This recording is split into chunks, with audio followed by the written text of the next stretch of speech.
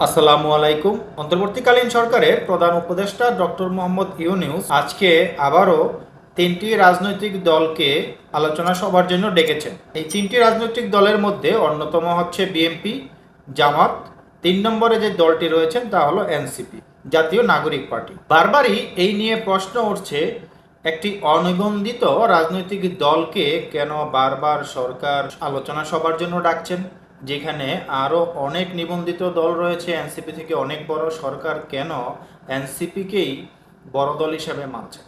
কারণ এই এনসিপি হচ্ছে বর্তমান অন্তর্বর্তীকালীন সরকারের একটি লালিত পালিত দল, যেটি কিংস পার্টি নামেও পরিচিত। কিন্তু মূল বিষয় এটা না, মূল বিষয়টা হচ্ছে হঠাৎ করে কেন এই রাজনৈতিক দলকে আবার আলাদা আলাদাভাবে আলোচনা সভার জন্য ডেকেছেন ডক্টর মোহাম্মদ ইউনূস। এই বিষয়টি নিয়েই আজকে আলোচনা করার চেষ্টা করব। এই মূলত তিনটি দলকে ডক্টর মোহাম্মদ ইউনূস ডেকেছেন বর্তমানে যে রাজনৈতিক অস্থিরতা, জুলাই সনদপত্রকে সংবিধানে সম্পৃক্ত করা, সংবিধান পরিবর্তন করা, পিআর পদ্ধতিতে নির্বাচন এবং জাতীয় পার্টিকে নিষিদ্ধ করা হবে কি হবে না, মূলত এই বিষয়গুলো নিয়ে আলোচনা করার জন্যই এই তিনটি দলকে ডেকেছেন। ডক্টর মোহাম্মদ ইউনূস এই তিনটি দলের সাথে আলাদা আলাদা আলোচনা করবেন। এখানে ওই জুলাই ঘোষণা সনদপত্রকে সংবিধানে অন্তর্ভুক্ত করা হবে কি হবে না, পিআর পদ্ধতিতে নির্বাচন হবে কি হবে না, এটি নিয়ে অনেক আলোচনা হয়েছে। এটি এখানে মূলত মূল বিষয় না। মূল বিষয় যেটা হচ্ছে সেটা হচ্ছে জাতীয় পার্টিকে কি আসলে নিষিদ্ধ করবে কি করবে না। আর যদি জাতীয় পার্টিকে নিষিদ্ধ করে তাহলে বাংলাদেশের রাজনৈতিক পরিস্থিতি কোন দিকে যাবে, আর সেই যদি রাজনৈতিক পরিস্থিতি বেসামাল হয়, সেই রাজনৈতিক পরিস্থিতি সামাল দিতে বিএনপি, জামাত, এনসিপি সরকারের পাশে থাকবে কিনা, সরকারকে সহযোগিতা করবে কিনা, সেইটি মূলত আজকের আলোচনার মূল বিষয় হবে বলে মনে হচ্ছে। আমরা সবাই জানি গত বৃহস্পতিবার জাতীয় পার্টি অফিসের সামনে যখন সাবেক বিপি নূর, তার যে দল গণ অধিকার পরিষদ, যে তারা একটি বিক্ষোভ সমাবেশ করছিলেন, তখন জাতীয় পার্টি এবং গণ অধিকার পরিষদের কর্মীদের সাথে একটি হাতাহাতি এবং ঢিল ছোড়াছুড়ি হয়েছে। তারপর আবার বিকালের দিকে তারা একটি মিছিল করেছেন। তারপর রাত 9টার পরে আবারও মশাল মিছিল করেছেন। তখনই মূল গেঞ্জামটা বাধে।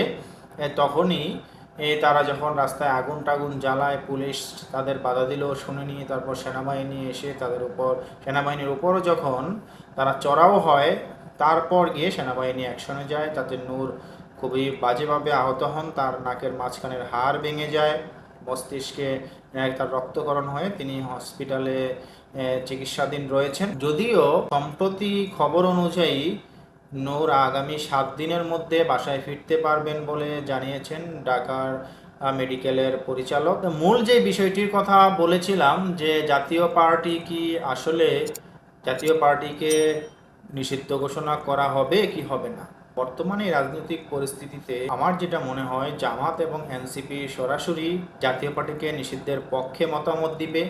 এখানে বিএনপি একটু কৌশলী অবলম্বন করবে। আমরা দেখেছি আওয়ামী লীগের সময় একটি কৌশল অবলম্বন করেছিলেন তারা। আওয়ামী লীগ নিষিদ্ধের পর আবার তারা বলেছেন আমরাও চেয়েছিলাম। এই জাতীয় পার্টির ক্ষেত্রেও তারা একটি কৌশল অবলম্বন করবেন বলে মনে হচ্ছে। তারা সেই একটি দাবি করবেন, জনগণ যদি চায় না চায় তাহলে তাদের নিষিদ্ধ করলে সমস্যা কোথায়, মানে জনগণ না চাইলে তাদের নিষিদ্ধ করা হোক। আবার অন্যদিকে যদি বিএনপি এই পিছনের যে মূল রহস্যটা বুঝতে পারে, যে বিএনপিকে একা করার জন্যই একে একে তাদের সমমনা দলগুলোকে নিষিদ্ধ করা হচ্ছে, তাহলে বিএনপি এর প্রতিবাদ করবে এবং বিএনপি এই মত দিবে না যে জাতীয় পার্টিকে নিষিদ্ধ করা হবে।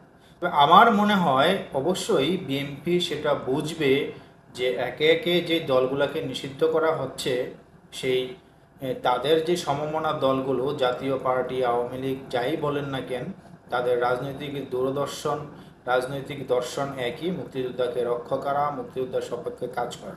ইদানিংকালে বিএনপি তাদের যে ক্ষমতার যাওয়ার যে উচ্চাকাঙ্ক্ষা, তার জন্য যে তারা কিছুটা সরে এসেছে মুক্তিযোদ্ধার পক্ষ থেকে, সেটা কিন্তু তাদের নানা কাজকর্মে বোঝা যাচ্ছে। তো আজকে এই আলোচনা সভায় যে মূল বিষয়টি আলোচনা হবে সেটি হচ্ছে জাপানি জাতীয় পার্টির ভবিষ্যৎ নিয়ে।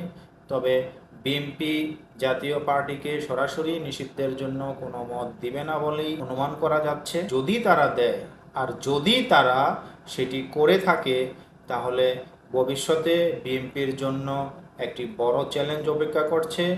সেখানে বিএনপির অস্তিত্ব সংকটেও পড়তে পারে। এখন দেখা যাক এই মিটিং থেকে কি সিদ্ধান্ত আসে। সে আপডেট আপনাদের অবশ্যই জানিয়ে দিব। সঙ্গে থাকবেন। সবাই সুস্থতা কামনা করছি। আল্লাহ হাফেজ।